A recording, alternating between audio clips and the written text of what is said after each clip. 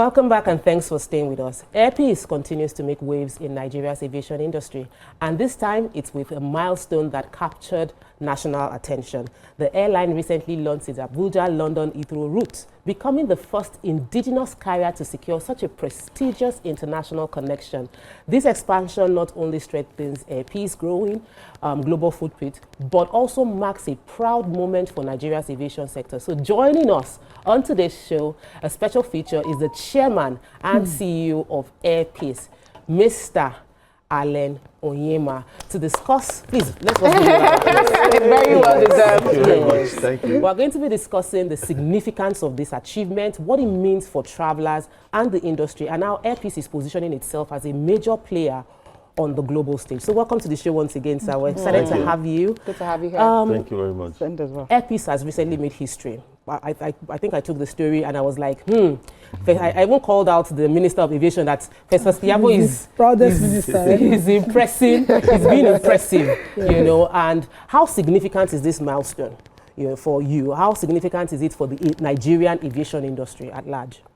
Well, thank you for having me here, and I have to, give gratitude, glory, and honor to God Almighty for everything, first of all.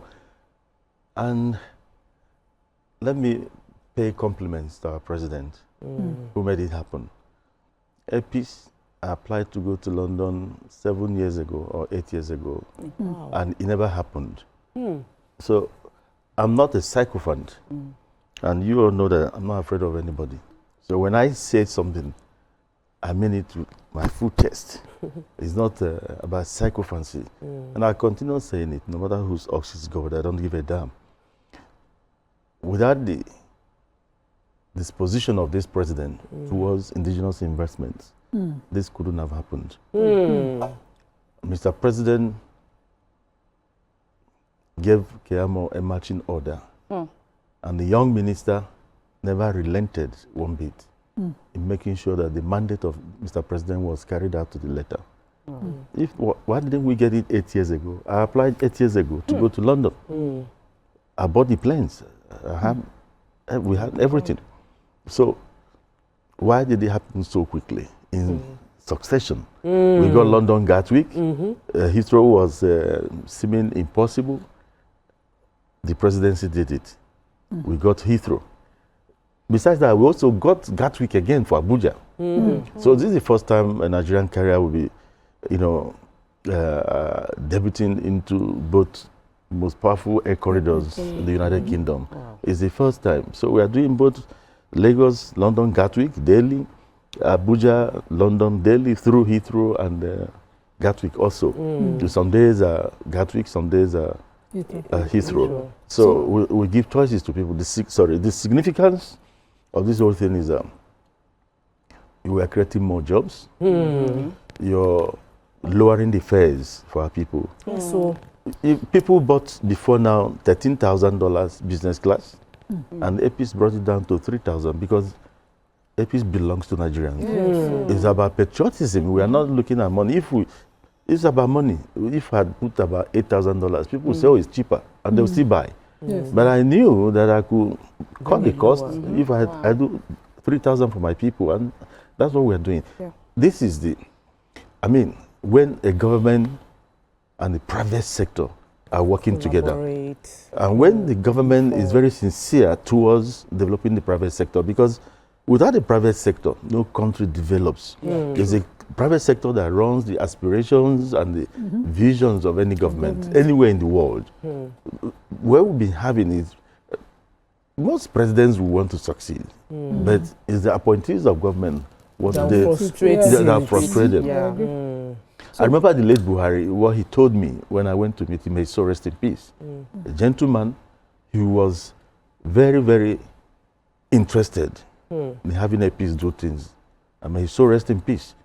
But who were the people now going to carry it out? That's another thing. In this case, Keyamo is everywhere, trying to do things, make sure the mandate of Mr. President is carried out. So if I start talking about the significance today, we won't leave here. let me interrupt you. So you talked about applying 8 years ago. And can you walk us through what it took logistically or diplomatically to secure the Heathrow slot, which is known as one of the toughest airspace to access?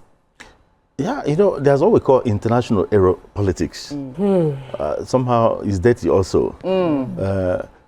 Every country tries to protect its own. And there's nothing wrong there. There's nothing wrong there. So now we have a president who not only gives you the marching orders, but watches over you and makes sure that these things are implemented. So it was a lot of diplomatic hurdle. At the time, it led into threats came in at the time. Like, if you don't do this for our carrier airpiece, we can do this to your own whatever. Then, of course, you need to get TCO, the Tech Country Operators Permit. So even if the government smoothens everything for you, you as an airline must be qualified to go into that airspace. They will have to come and audit you. Europe will audit you. Britain will audit you. If you don't pass that audit, it's not the fault of anybody anymore. So they were invited. They audited APs. They gave a validated APs, 100%. And our safety records are so much. Okay, so many Nigerians have described this as a national win. How does APs see its role in representing the country internationally? Well, we see it even as a privilege that your country presented you in the first place. That the federal government said, you represent us here. That's a welcome privilege in the first place. It's not a right. It's not a right. And for our people, 95% of Nigerians are so happy with APs.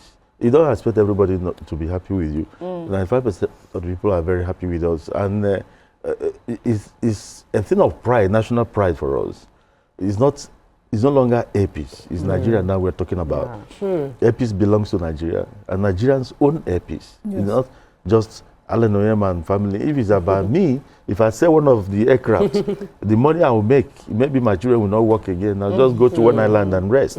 But when you look at the faces of thousands of people, you created a platform for them to feed themselves and their families. That is what motivates us in the family. Not about money, because in aviation, it's a thin line between success and failure. The margins are because everything is in dollar. Everything is you can take off and a bird hits your engine. That is it. If it is a 777 engine that is kaput, you're talking about over $20 million. Wow. If it is for one engine, if it is these are brand new E2 Embraer, that's $17 million. Wow. Then all those 73, the older ones, the 737, you talk about $3 million, $4 million, or E145, about $2 million. How much have you made for that day? And these things happen constantly. Yeah. So can you share with us a bit about Airpeace growth and scaling? Because that is very evident. How would you say it aligns or is in tangent with the government's efforts to really strengthen local aviation? Yeah, you see, first of all, it's a capital-intensive industry. Make no decision about it. Make no mistake about it. It's a capital-intensive industry, but the banks are there. You need to have financial discipline and financial integrity for the banks to be with you. It's not that I kept some billions somewhere and every time it's my money, No, sometimes we go to the banks to borrow. Nigerian banks before APIS, we are not lending money anymore to airlines because of not so good incidents of the past where people borrowed money and they never paid and they packed up. But Fidelity Bank reposed a lot of confidence in us. We borrowed we know of that relationship. We borrowed from the first day because of my antecedents, other businesses I was doing before, and banking with them. So they were reluctant, but they said, but this is Allen. Instead Allen will do anything wrong, you rather not even take the money. So I was the one that suggested to them, listen to this, it's very important for every business to grow. You need to give your financier or your bank some comfort also. The problem we have in Nigeria is that some people take bank money and they think it's nobody's money. No, it's somebody's money. So what we did with Fidelity was that I suggested, I was one, not them, to create a sinking fund. For example, if my repayment is 100 million every month, 100 million naira, I told Fidelity, you know what? Let's create a sinking fund. I will never have control over that fund. It's in our name, Airpeace, but we don't have control over it. I want at the end of every business day, let 10 million naira go into that. I'm just giving you an example. Yeah. So we created it. As I sit down here, I don't know where my loans are paid. I don't feel any pain. The structure. Yes, the structure is there. So at the end of every day, maybe 10 million goes in. But remember, I'm only going to pay back 100 million every month. But at the end of the month, I have 300 million. They will take the 100 million. You still have 10 times 30, that extra 200 million remaining in the account. For 2 months ahead. I don't even, no, I don't even touch it. We don't touch it. We continue doing that. Maybe I borrowed 2 billion. At the end of the year, I've paid 100 times 12, that is 1.2. But I still have 2.4 in the account. Which means you can expand even further. I'll now call Fidelity and say, you know what? Because of this interest rate, I don't want again. Take your remaining 800 million, and I'll take my 1.6 billion. I'll go and buy another plane. I'll buy it with my own money now. The next one, I come again, I borrow. I continue doing it. That's This why. is business strategy. This is business Masterclass. Business masterclass. We'll take No, it nice. I'm saying it to the whole world. The whole world is watching me. I'm not lying. If I'm lying, the books are there. And it helps with negotiation. And somebody is probably going to use this as a negotiating tool to get secure Yeah, loan the books are there. Fidelity keyed into us when nobody believed. But, and when they started seeing it happen, they got more interested. And supported This is the you. growth of Airpeace you're talking about. That is why we've bought over almost 40 planes today. Then we have over 26 planes on order, brand Fantastic. new. Coming in. Congratulations. We'll take a quick break. Very nice. A commercial break. When we return, we continue with this conversation. Stay with us. We'll be right back. Stay tuned. Your View will be right back. Welcome back, and thanks for staying with us. We still have the CEO of Airpeace, Onyema. And we're discussing the Airpeace story. One question I want to ask you is, Airpeace has built a strong reputation on being affordable. And then the question is, how do you maintain this affordability without compromising service quality? Because I checked travel to London, and I saw going 515,000 naira. And every other airline I checked, we're talking Naira. 515,000. Are you Naira. It was 515 one way. Wow. It was one way. Okay. One way, 515. I was even me, I was shocked. I looked at it again. I'm like, what's going on here? The return 1 million. Return was about 1 million. And for other companies, It was more than that. times 2, times 3. So how do you maintain quality service even as you remain affordable? Yeah, I was talking about the strategy we were using in development financing. And before you went on break, yes. to show you what we've done, I'm just trying to be, I don't want to be boastful here, but I said so that other upcoming entrepreneurs will learn from that. Financial integrity is very important. Credibility is very important. People need to trust you.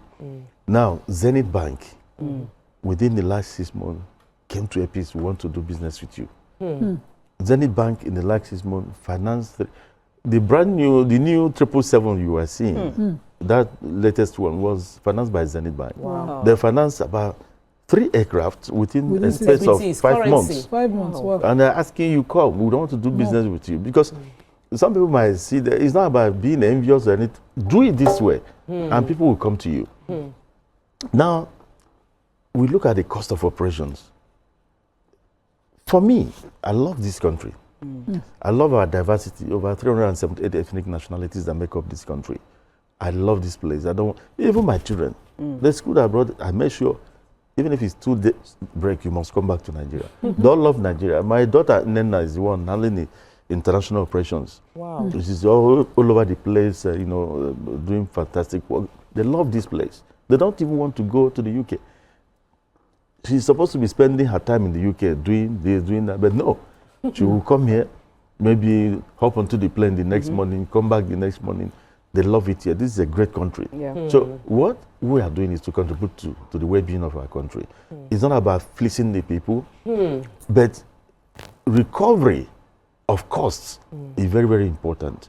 So we look at the cost of operations, we charge accordingly. It does not mean that 1 million will be every seat on that aircraft.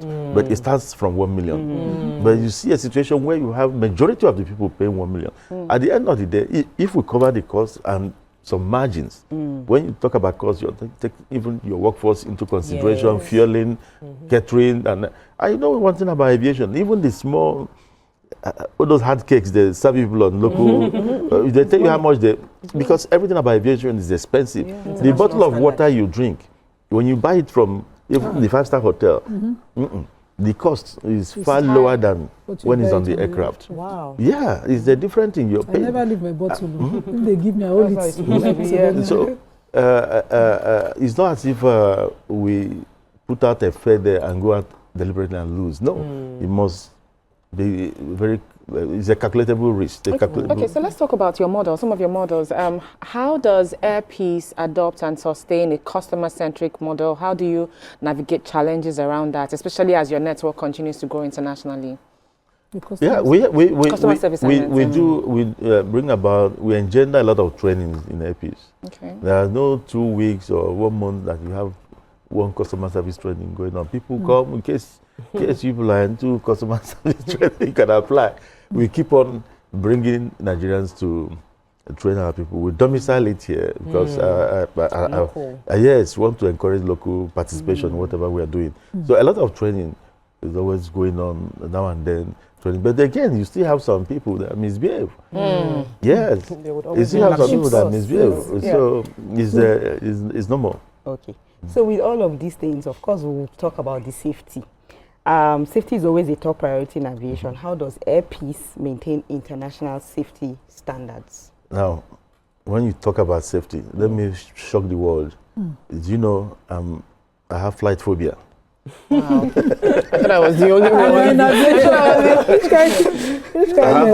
This one is face your fears. Yeah. So every time you fly, you get the jitters. I have flight phobia. Let me tell you something. I have flight phobia.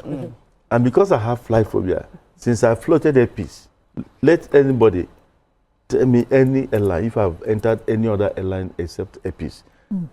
When I went to Brazil during the presidential visit to Brazil, I took one because, you know, the smaller planes cannot go to Brazil. They cannot cross the Atlantic. They don't have such endurance. I took a 777 that carries almost 400 people. Only me and 2 of my staff. If I want to go to America now, I'll bring out one of my planes and one of the 777. So you trust it if you're so good your life. Now, because of the kind of maintenance, you need to visit one day our maintenance store. What we have here is billions. Billions. It's PwC that audits Airpeace. I'm not talking for the sake of... when it comes to safety, we are safety-centric. Remember, Airpeace has acquired IOSA 6 consecutive times, non-stop. Within 2 years of operation, in 2016, we started. We never failed anyone. We've been getting it. Some airlines failed now. Even foreign airlines. We've never failed. And IATA said that Airpeace is second to none. That's the same standard. When you look at the countries that have validated Airpeace, that's a testament to our safety standards. Israeli Aerospace is the toughest in the world.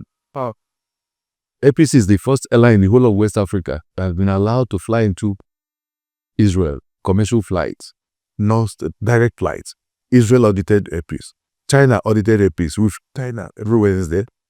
India audited Airpeace. Then, of course, Europe, the entire Europe audited us.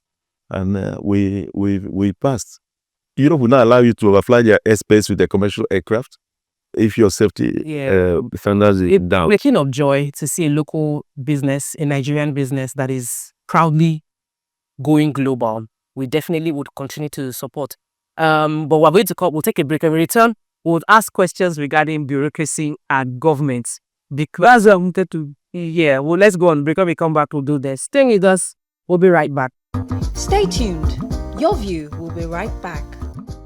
Thanks for staying with us. So we'll still have with us Mr. I just feel like it should be like M-O-N, I'm C-O-N, because I just feel I cannot just call be calling your name like that. Chief.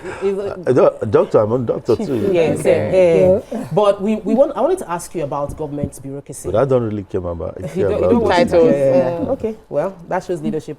The government's involvement, because aviation is highly regulated.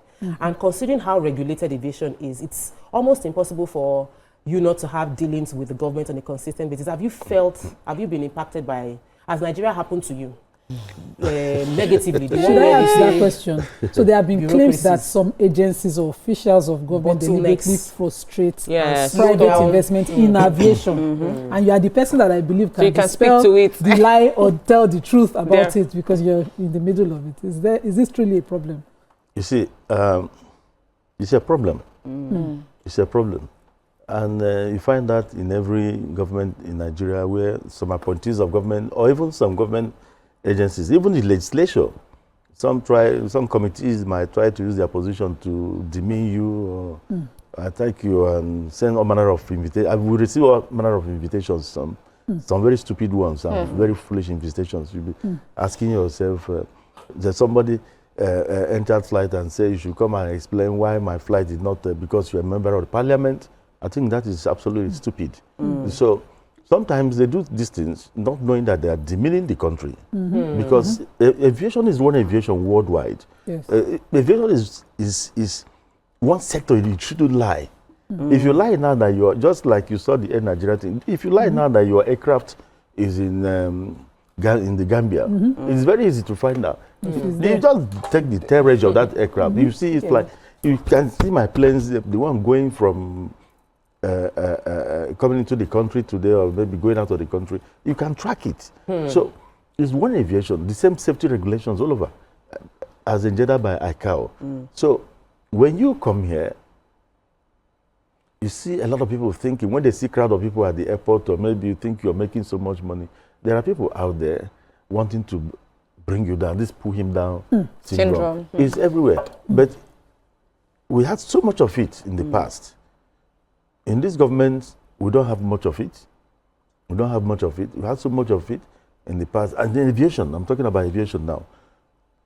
The ease of doing business is back in the aviation sector. Every waiver we asked the president, we got as AON. Fantastic. We have some on his table, because I have to say, I think he's a businessman and he understands the pain of entrepreneurs. He understands the pain of entrepreneurs, and he has really helped aviation for the first time. For the first time. For those who think it's psychophancy, it is not. For the first time. You are sharing your own personal story. Nigerians will be getting the first, in fact, the first dry lease aircraft coming to Nigeria in the last 15 years was just signed yesterday. The plane painted in AP's colors already. It was the federal government that made it happen. It was the federal government that made it. He didn't say I'm an Igbo man. And the federal government signed to AirCap. The minister signed on behalf of the federal government. Oh no, you mentioned during the break about what happened in Brazil, where you had a partnership that you were not aware of.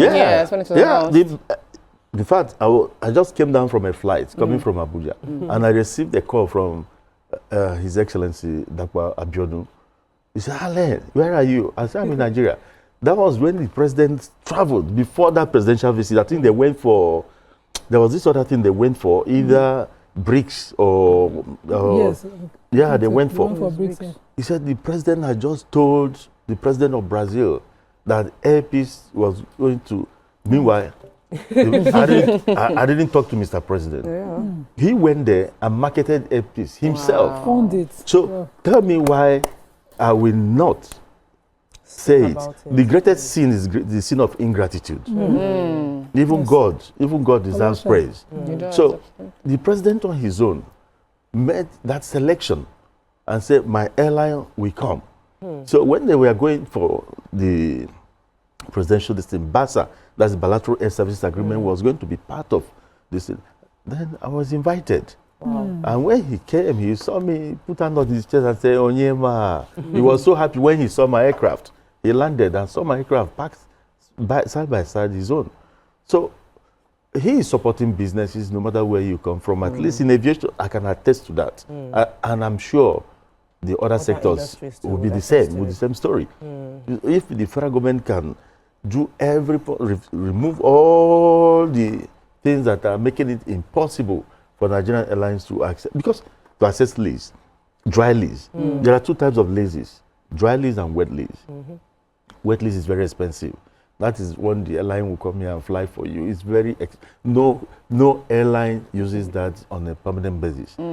Dry lease is the way to go. All these big airlines you see all over the world, they don't own their planes. Yes. Those planes, they can tell Boeing, oh, we need 777-50. Then a financier, a lessor will come in, pay for them, and lease back to them. So when you cry about capacity in the past, Nigerian airlines, they don't have capacity. What are you doing about it? Policy. What are you doing about it? Now this government came in and said, we are going to develop Nigerian airlines to have that capacity. And this president has done it. Wow. We started receiving dry lease. Festus Keyamo is all over. The greatest thing this president did was the appointment of Keyamo. Because it's like appointing a rampage into a round hole. And that's what is happening. I did not believe it. You said it yesterday. Because we don't speak for all of us were saying, where's the lawyer? But I'm a lawyer too. I'm a lawyer too. But what's the lawyer doing as Minister of Aviation? But and one good thing about him is he listens. When he listens, you learn very fast. I was not an aviator before, but I want anybody to come and challenge me worldwide. Nobody can challenge me about my knowledge in aviation. So I wanted to ask that how does the airline manage challenges like weather disruptions or congestion? Airspace congestion, sorry. Okay, sometimes in Nigeria they accuse us of flight delays. Flight delays are not synonymous with Nigerian airlines, not synonymous with airpeace. One thing people forget is this. You might wake up in the morning. If the weather disrupts your first flight in the morning, the whole of that day you can never recover. The trajectory of the entire day, yes. You can never recover. So if you have any weather-related issue in the morning and it delays your flight for 1 hour, know that before the end of the day, it might even build up to 3 hours for subsequent flights. Because an aircraft is supposed to go to several places. Maybe it flies about 6 flights or 8 flights in a day. So if you start in the morning, and there's a problem. The other 8 flights are... People probably don't understand this. They don't understand it. And again, passengers also are not very cooperative in Nigeria. So we don't run aviation the way it's supposed to be run in this country.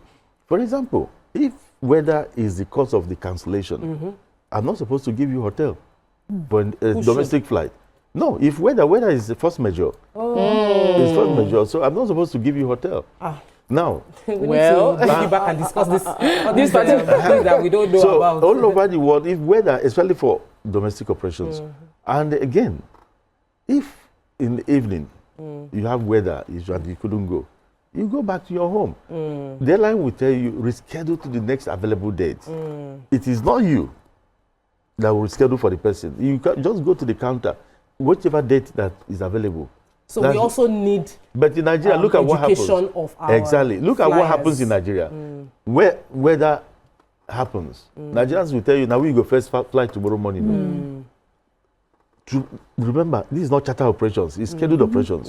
So tomorrow now, if you don't fly, then they'll barricade everywhere, cause more disruptions for you. There's a new department you need to set up, customer education department. Oh yeah, it's very important. Educate the customers who don't know how the inner workings. It was a real pleasure having you on the show. We've gotten masterclass on the aviation industry, financing, and financing. Very important. We also realize that the government isn't just playing lip service to supporting local businesses. Coming from him, very good one. So thank you for showing your gratitude and thank you for sharing your knowledge, with us. That's all we can take on this segment of the show. When we return, we continue with another topic. Stay with us. We'll be right back. Stay tuned. Your View will be right back.